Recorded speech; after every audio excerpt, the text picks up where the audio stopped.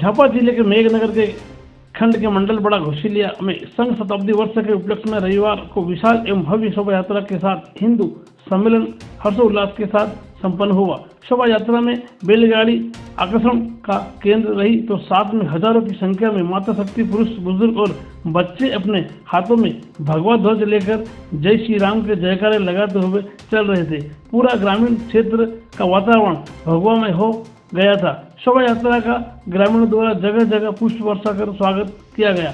शोभा यात्रा सरस्वती शिशु मंदिर स्कूल से शुरू हुई और ग्रामीण क्षेत्रों से होती हुई सम्मेलन स्थल पहुंची। सम्मेलन स्थल पर भारत की गौरवशाली संस्कृति, परंपरा और मूल्यों को प्रदर्शित करने वाली विविध प्रकार की प्रदर्शनी लगाई गई। सम्मेलन में पहुंचे प्रमुख अतिथि संत श्री कालिका नंद जी महाराज व मातृ शक्ति पूर्व IAS श्रीमती सूरज दामोर तथा मुख्य वक्ता जिला प्रचारक रजत चौहान उपस्थित रहे। संत श्री कालिका नंदन जी महाराज ने अपने ओजस्वी वाणी में कहा कि धर्म सुरक्षित रहेगा तो राष्ट्र सुरक्षित रहेगा। उन्होंने कहा कि ऐसे सम्मेलन समाज को जागृत करने का कार्य करते हैं। सम्मेलन स्थल पर सभी श्रद्धालुओं ने शिवलिंग के दर्शन किए तो सभी श्रद्धालु मदल की थाप पर सिर से नजर आए। देखिए, धर्म विरोधी जो लोग हैं उन लोगों ने किस प्रकार अपने धर्म को विकृत करने की दशा में कार्य करा है, क्योंकि संस्कार जहां पर विहीन हो जाते हैं वहां पर इस प्रकार की विकृति पैदा होती है। एक बार एक गांव में एक पादरी आकर के बरगला करके लोगों को कहता है कि जहां पर हनुमान जी महाराज की पूजा हो रही थी कि चमत्कार जहां होता है वहां पर भगवान होता है। तो लोगों जो थे वो बरगलाने में आ गए। उसने कहा कि जल में इनको डाला जाए, अगर इनमें शक्ति होगी तो ये तैर जाएंगे, हमारे भगवान तो जल में तैरते हैं। भगवान हनुमान जी की मूर्ति को उन्होंने जल में डाला।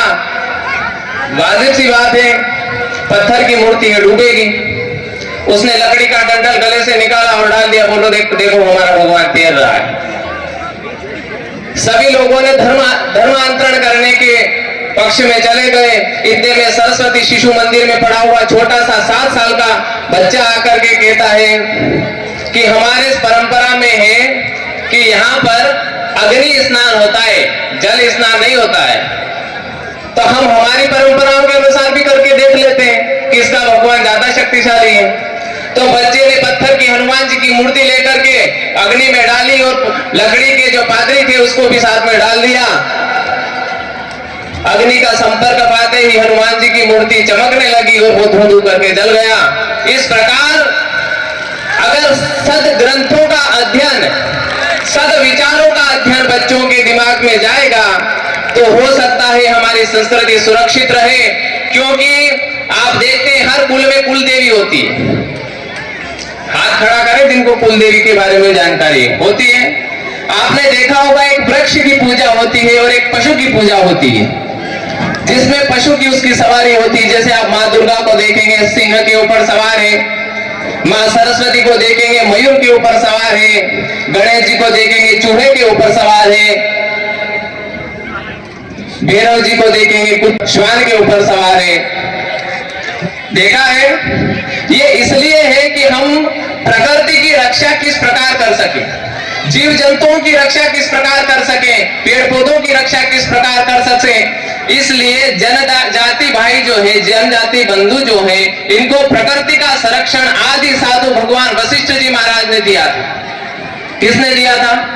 जब भगवान ब्रह्मा ने प्रकृति बनाई तब सभी जीवों को बनाकर छोड़ दिया था।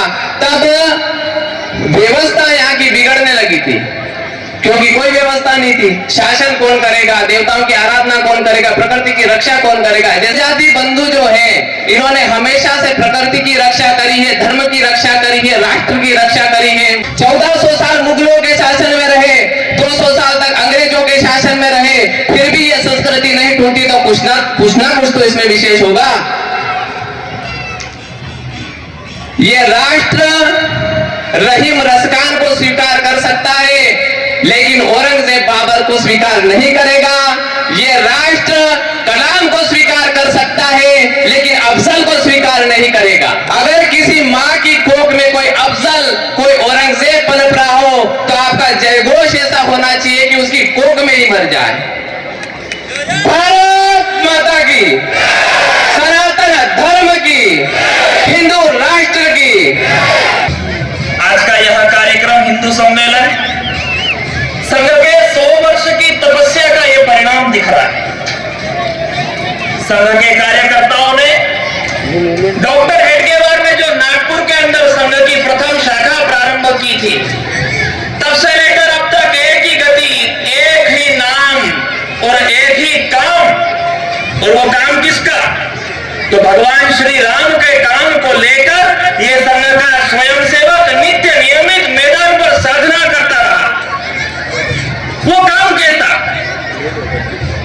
तो कहा है उस स्वयंसेवक ने कैसे समर्पण के साथ में करना? तो कहते हैं ऐसा कि हे राम, राम के नाम का काम हमको तो बस काम इस राम के नाम का, मर भी गए तो मिलने को स्वर्ग धाम है, जिंदा रहे तो जग जीवन ललाम है। हमको तो काम बस राम जी के काम से, मंदिर बन गया बड़े ही धूमधाम से।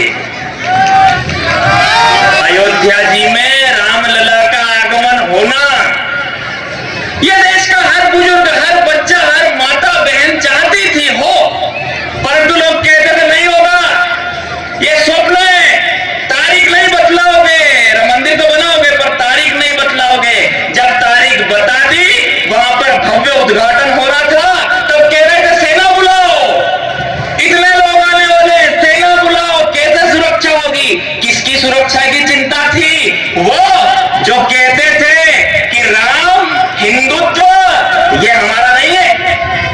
उनको लगता था ये हिंदुत्व की बात करने वाले लोग ये कट्टरपंथी हिंदुवादी है। नहीं, हम राम के लोग हैं, हम राम का काम करने वाले लोग हैं। इसी अवधारणा के साथ राष्ट्रीय स्वयंसेवक संघ की स्थापना हुई थी।